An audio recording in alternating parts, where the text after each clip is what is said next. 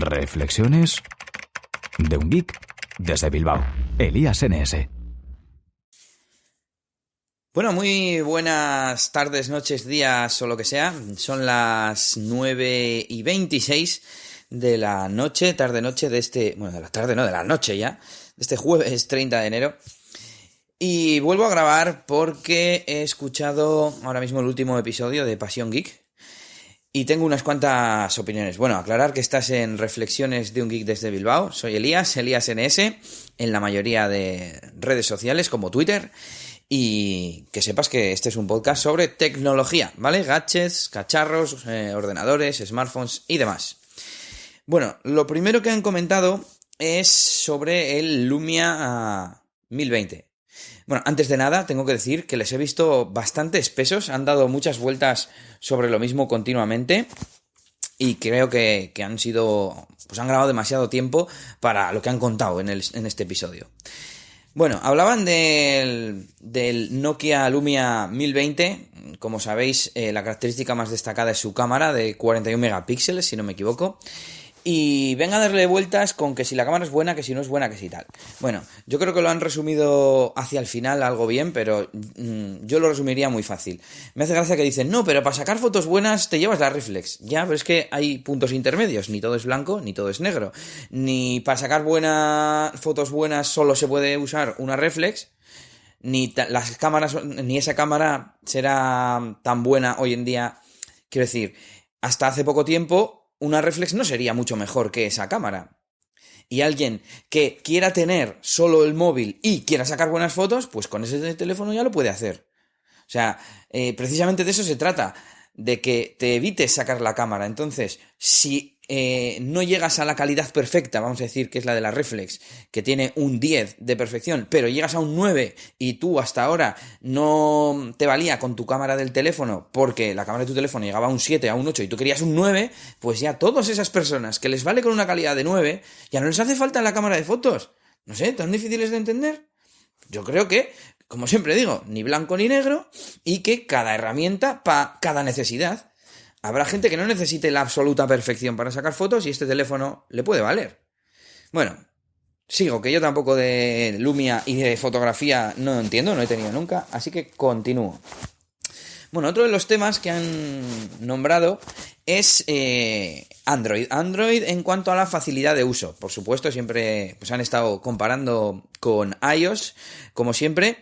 Y la verdad es que a mí me gustaría dar mi opinión. Una frase que me ha gustado, que creo que la ha dicho Blay, es que para los geeks es fácil en cualquier sistema y que para los no geeks es difícil en cualquier sistema. Estoy bastante de acuerdo en la primera parte de la frase. A la gente aficionada a la tecnología como nosotros, pues no nos cuesta encontrar cualquier opción más o menos habitual en cualquier sistema operativo. Yo siempre he tenido Android, pero me deja un amigo el iPhone y sé que tiene un apartado de configuración y que ahí están las conexiones y que ahí está el wifi, ¿no? Y así he encontrado en Bada o en Symbian o donde sea. Pero lo importante es que no todo el mundo sabe que el Wi-Fi es una opción de las conexiones que está en un panel de control o de ajustes, y eso es lo que suele fallar. La gente no tiene esa concepción. Igual que saben que para controlar un coche hay unos mandos, pues no saben que para controlar un móvil hay un panel de configuración. Entonces, ahí la diferencia está en cómo de fácil esté. Y esto me lleva a la parte de que sea difícil o no usar un Android. Creo que ya lo he comentado alguna vez, pero me da rabia que la gente diga que Android es difícil de utilizar porque tiene más opciones. Tiene más opciones que puedes utilizar o puedes no utilizar. Si tú no las utilizas y no te metes por los menús y no te metes a las opciones ya no sé qué avanzado, la forma de utilizar un Android es igual que la de un iPhone. Te metes a la lista de aplicaciones y abres una aplicación. Fin, ya está. De hecho, la configuración de Wi-Fi, GPS y demás, que es lo que pues más puedes utilizar de los ajustes en el día a día, lo podemos tener más fácil en Android, mediante widgets, mediante accesos directos en la barra de notificación. Entonces, no es más difícil. Y esto me lleva también a algo similar, que es con la batería. Decían como que era malo que en Android puedas toquetear cosas, y que es difícil, digamos, siguiendo con lo anterior, para alargar la duración de la batería, y que qué mal, que tengas que hacer eso. Pero es que se pueda hacer no significa que tengas que hacerlo, como he dicho anteriormente. Y en ningún momento me hace gracia que hablaban de alargar la duración de la batería y comparaban Android con iOS, pero en ningún momento decían la duración de la batería con cada sistema.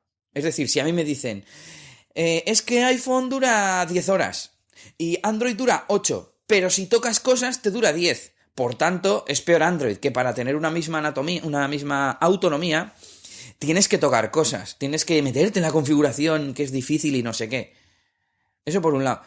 Sí, pero yo creo que realmente las duraciones de las baterías son similares, que lo han estado diciendo, y por tanto, el que puedas modificar el comportamiento del terminal para alargar la autonomía, la duración de la batería, es bueno, no es algo malo. Y el que quiera que lo modifique y el que no quiera que no. Y yo ya di mi opinión en el episodio de la batería de Android, de cómo alargarla, en que me parece bien, me parece lógico que la gente utilice las opciones que trae su sistema operativo para que la batería dure más tiempo. Me parece que tiene todo el sentido del mundo, ¿no? Y que es lo coherente. Bueno, se nota que estoy grabando el podcast en caliente, ¿eh? Porque he escuchado bastantes cosas en el podcast, en el episodio, me gusta decir episodio, y podcast es el conjunto. En el episodio de Passion Geek de hoy. A ver qué más cosas tenemos aquí. Nada, el tema de la batería, el tema de las opciones. Decían que Android te trae por defecto todo activado. No sé muy bien a qué todo se referían, pero tengo que decir dos cosas. Bueno, por un lado era la de que no sé a qué cosas se referían con todo. Porque, por ejemplo, que te venga activado Google Plus, la sincronización de las aplicaciones o cosas así, pues yo lo entiendo que es lo normal. Y la segunda parte es que el usuario debería, creo yo, opino yo, debería ser consciente de qué tiene instalado, qué hace esa aplicación, qué servicios tiene funcionando, y para eso hay que meterse a los ajustes y navegar un poco, informarse, y pues en caso de que así lo requiera, desactivarlo y, por supuesto, aumentar la duración de la batería. No vienen las cosas no son ni blancas ni negras. Esto viene activado y está bien para todos. Esto viene desactivado y está mejor para todos. No, cada uno tenemos nuestras necesidades. Y repito, y el que todo esto se pueda configurar no es algo malo, es algo bueno. Bueno, paso ya del tema de Android, que además ya lo he comentado alguna otra vez. Y voy con la última parte del podcast, del episodio del podcast, en el que han hablado de los NAS. Lo primero voy a aclarar unos cuantos conceptos. Ya he hablado alguna vez en mi podcast sobre los NAS, sobre el NAS que yo tengo. Y luego voy a explicar de qué han hablado ellos y luego voy a dar mi opinión. Bueno, para empezar, me considero relativamente experto en NAS, ya que tengo uno, y no me he conformado con instalar la aplicación de serie de DLNA y ver capis. He investigado, he instalado otras aplicaciones, he hecho cosas y por tanto creo que tengo cierto criterio. No digo que yo sea el que más sabe, pero al tener uno, digo yo que me puedo considerar conocedor, al menos en parte. Bien, un NAS, ¿qué es un NAS? Aunque ya lo he explicado en este podcast, hay oyentes nuevos que me dicen que empiezan a escucharme. Saludos a todos. Y voy a explicarlo. Un NAS, aunque originalmente era almacenamiento en red, de ahí sus siglas Network Attached Storage, almacenamiento attached, no sé cómo traducirlo, adjunto, unido, vamos, que está disponible en red. Hoy en día estos dispositivos son mucho más, son una especie de servidor. Yo siempre digo mini servidor o servidor casero porque el mío no es muy potente, pero hay también NAS empresariales. Al final es un pequeño ordenador con su hardware, su CPU, su memoria, un pequeño sistema operativo y almacenamiento y acceso a la red. Entonces, es un servidor, en definitiva. Lo bueno que lo que se conoce comúnmente como NAS están optimizados para un uso casero, ¿no? No quiero meterme en la parte casera, pero como el tema que han hablado en el podcast y en el entorno geek, NAS se entiende para algo casero, pues lo voy a tratar así.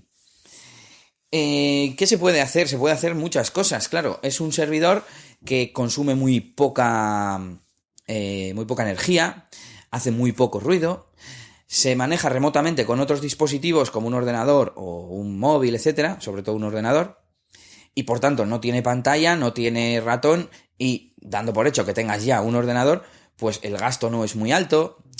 Entonces, una de las cosas principales que se puede hacer, y para lo que lo usa la gente, es descargar archivos y luego acceder a ellos, ya sea desde tu red local, en un ordenador o una tele, o desde internet.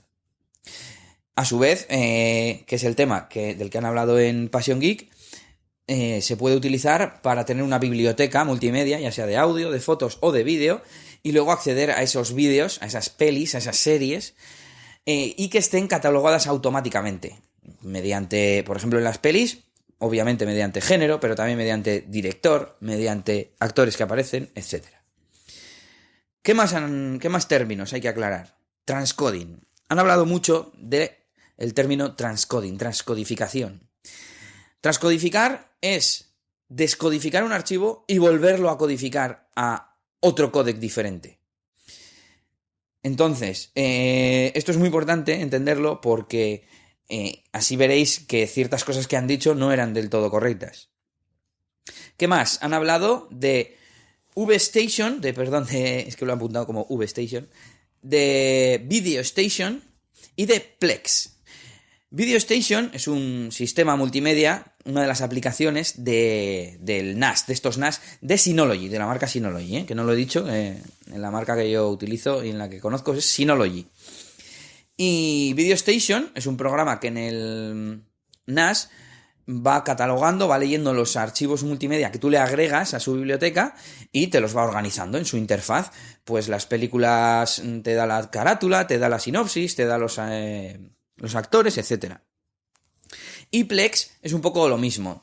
Plex es más multiplataforma. Tienes aplicación servidor para Windows, para Linux, para ordenadores de sobremesa en general, y luego tienes aplicaciones cliente también para muchos dispositivos. Mismamente en mi Smart TV Samsung hay cliente de Plex para teléfonos móviles, para tabletas, etc. Entonces, luego desde cualquier dispositivo accedes a ese servidor Plex o a ese servidor Video Station que comentábamos. Por ejemplo, el cliente de Android de Video Station se llama DS Video.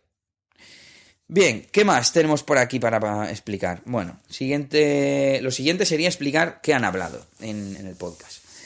Han explicado un poco esto que yo acabo de comentar y decían que lo malo para conseguir esta catalogación de contenidos, de películas y series, es que te hace falta que el NAS tenga el transcoding, la capacidad de hacer una transcodificación, ¿no?, que acabamos de explicar hace un momento. Y esto es falso. ¿Es falso por qué? Porque el problema, ellos basaban el ejemplo todo el rato en el Apple TV. El problema del Apple TV es que no lee todos los códecs, no lee todos los formatos de vídeo. Por tanto, para que un archivo sea leído por un reproductor, no depende del almacenamiento, del que lo sirve, del servidor, depende del cliente, depende de que el cliente sea capaz de leer ese códec, de decodificarlo. Algo que está codificado lo decodifica y, por tanto, tiene ya los datos originales y puedes verlo. Cuando tú estás viendo una imagen JPG en el ordenador, está descomprimiéndolo en tiempo real y te está mostrando la imagen, digamos, en formato BMP. Cuando estás leyendo un MP3, lo mismo, te lo va descomprimiendo al vuelo, porque tienes instalado el códec correspondiente, la librería correspondiente, y te muestra el archivo WAV. Te está leyendo la onda como tal, ¿no? Al fin y al cabo, la información real de ese archivo. Entonces, yo creo, es mi opinión, ya no sé, yo tampoco soy aquí el máster del universo de la informática, pero bueno, creo que es como yo digo, ¿no? Que cuando un dispositivo no lee un formato, es culpa del propio dispositivo, no del sitio donde está almacenado. Por ejemplo, cuando el dispositivo lector y el sitio de almacenado es el mismo, ¿de quién es culpa? ¿Del disco duro, por ejemplo, en un ordenador? No, será culpa del software, ¿no? Pues haciendo la analogía con esto, el NAS solo hace de disco duro, recordemos, Network Attached Storage, es como si te sirve los bits, nada más, los bytes, los megas y los cache, y el reproductor es el que tiene que interpretarlo. Bien, una vez dicho esto, sí que puede ser útil disponer de esa transcodificación para suplir este defecto de el reproductor. Es decir, si, por ejemplo, el Apple TV reconoce MP4, luego, pues tú podrás hacer que tu NAS codifique un archivo AVI a MP4. Convierte de un códec a otro, que era lo que se llama transcodificar, y por tanto tu reproductor será capaz de leer ese archivo y de visualizarlo en tu televisión. Bueno, y realmente creo que ya he explicado todo este tema del NAS, la reproducción y demás. Yo, por ejemplo, tengo solamente el NAS y el Smart TV. La Smart TV me reproduce archivos por DLNA por un lado. He de decir que tengo un Synology, ¿cómo es? DS2012J, que en teoría no tiene transcodificación, he estado mirando y no tiene. Ellos mismos lo han dicho en el episodio del podcast. Y yo veo perfectamente todos tipos de archivo, sin transcodificación. ¿Por qué? Porque los lee mi televisor, igual que los lee desde un USB. Me lee FLVs, me lee MP4s, me lee MKVs, me lee AVIs, me lee todo. Depende del reproductor. Y otro tema que han comentado es que ellos, decía Blay, miope pensativo, que él reproducía cualquier archivo desde el iPad y desde el iPad lo mandaba al Apple TV por AirPlay. Y decía que veía cualquier tipo de archivo. Luego Fer Cuesta, otro de los integrantes, decía que no, que eso no es posible, que podrás ver los que soporte el Apple TV. Yo no sé muy bien cómo funciona esto, pero es posible que se me ocurren dos cosas. Yo no sé, cuando el iPad manda por AirPlay al Apple TV, no sé qué le está mandando. ¿Le está mandando imágenes ya, un streaming de vídeo compatible? Es decir, una corriente MP4. ¿O le está mandando, qué le está mandando exactamente? Me gustaría saberlo, porque yo creo que es así y por tanto el iPad estaría haciendo de transcodificador. Estaría transformando mediante el hardware, pues ese archivo que está leyendo en el reproductor que sea, Blay comentaba que usa VLC, por ejemplo, al formato que acepta el Apple TV. Sí, de esto, sin más, es un comentario, no tengo Apple TV, no uso Apple, no tengo iPad, así que no sé cómo funcionará, pero estaría bien que alguien lo explique. Y también, de paso, que me explique si mi interpretación de todo esto de Apple TV más Plex más NAS es correcta. También han comentado que los NAS son caros. Claro, hablaban de los que tienen transcodificación. Yo iba a comentar que no son caros porque a mí me costó, creo que 175 euros, eso sí, sin discos, nada más el NAS. Ellos hablaban de NAS a partir de 300 y pico euros. Y que claro, si necesitas, porque tu reproductor no es compatible con esos formatos, necesitas que te lo transcodifique a otros formatos, que tampoco sé cuáles son los que lo transforma. No sé si el cliente, es decir, la tele, el reproductor, la consola o lo que sea, le dice al NAS de alguna forma, oye, yo necesito un MP4, y entonces el NAS lo transforma a MP4. Pero bueno. Y eso, pues que si te centras si tu ecosistema y tu mente es abierta, no te tienes que cerrar que tenga transcodificación, no, es que el Apple TV, no, es que no sé qué.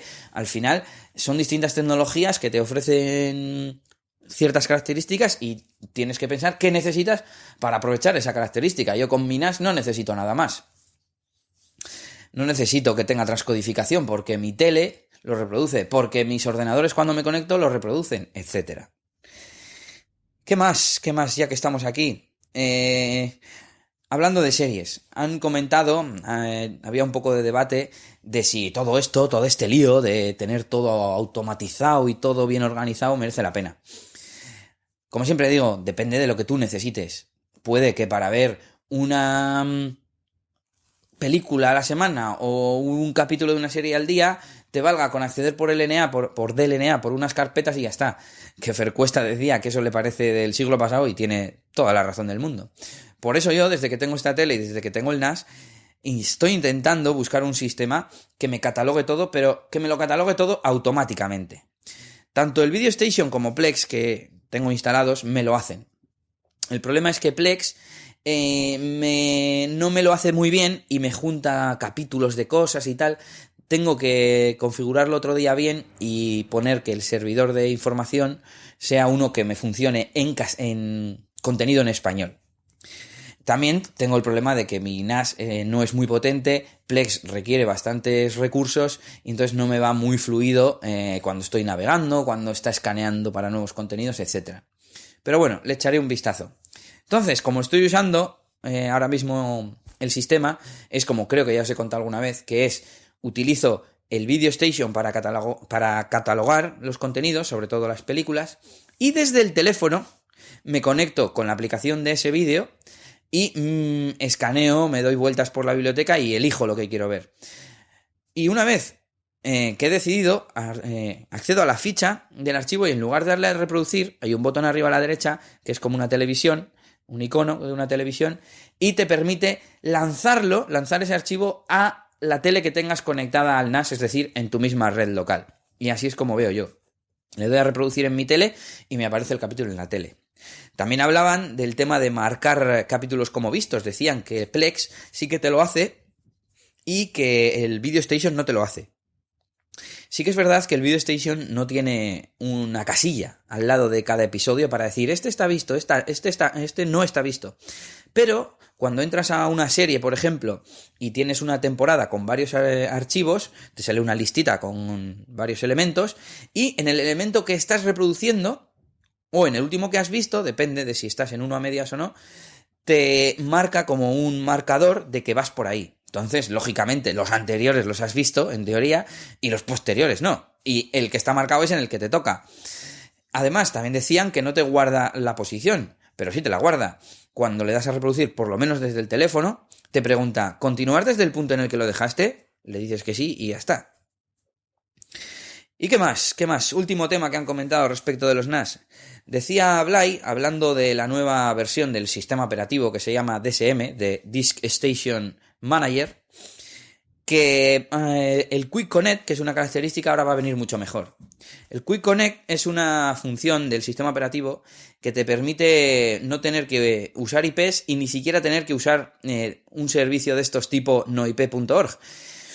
Te permite simplemente cuando te conectas desde las aplicaciones decirle que tu servidor, cuando te conectas fuera de tu red, por ejemplo a través de internet, vamos, para entendernos, y no estás en casa, te permite meter tan solo tu nombre de usuario y el sistema ya sabe cuál es tu IP o tu dominio y se conecta. Y ya está. Pero eso no es nuevo de DSM5. Yo lo llevo usando así desde que tengo el NAS.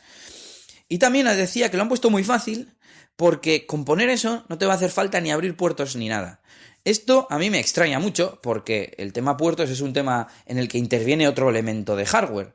Si la petición del navegador, digamos, llega a tu router y el puerto está cerrado y no le va a llegar al NAS. Lo que facilita el Quick Connect es encontrar tu máquina, pero luego el acceso se lo tienes que permitir tú con los puertos. Yo he tenido que abrir puertos tanto en el router como en el cable módem de la compañía de internet. Y me parece a mí que, de hecho, el que se saltase esas restricciones sería un problema de seguridad. Es decir, los puertos evitan que la gente se te cuele, ¿no? Y te entre y te haga cosas. Pues espero que Quick Connect no sea capaz de saltarse eso. Pero bueno, no sé. Hay por ahí tecnologías como el UPnP y estas cosas que autorredirigen y que no sé qué. Pero bueno, ya veremos. No tengo información al respecto. Sí que he visto que han subido vídeos de la nueva versión, pero no los he visto y yo hasta que no salga la versión definitiva no quiero pues gastar tiempo en eso, ¿no? Y nada, ¿cuánto llevamos grabado? 24 minutos, uno de los podcasts más largos que he grabado, pero espero que os sirva mi opinión, que os animéis a comprar un NAS, porque como decían en Pasión Geek, la verdad es que tiene mucha utilidad y yo lo veo como un servidor central de tu casa que puede llegar a hacer muchas cosas, ¿no? Ya no solo el tema de descargas, tema multimedia y demás, sino que dispone de puertos USB, puedes conectarle una cámara para que haga a veces de vigilancia, yo creo que en el futuro va a estar integrado con la domótica y que todos vamos a tener una especie de servidor central en nuestras casas y que los NAS son un poco el germen de esos sistemas, yo creo. Yo lo utilizo mucho, ya os he contado en más ocasiones el partido que le saco. Y nada, que os animéis y que no vale tanto dinero. Nada más, saluditos de Elías. Esta ha sido una reflexión de un geek desde Bilbao. Y nos escuchamos en el próximo episodio. ¡Agur, agur! Esto ha sido todo por este capítulo. Pronto, Elías tendrá más cosas de las que hablaros en Reflexiones de un geek desde Bilbao. Hasta la próxima. Y recuerda que puedes buscar a Elías Gómez en Google Plus o en Twitter, @ElíasNS.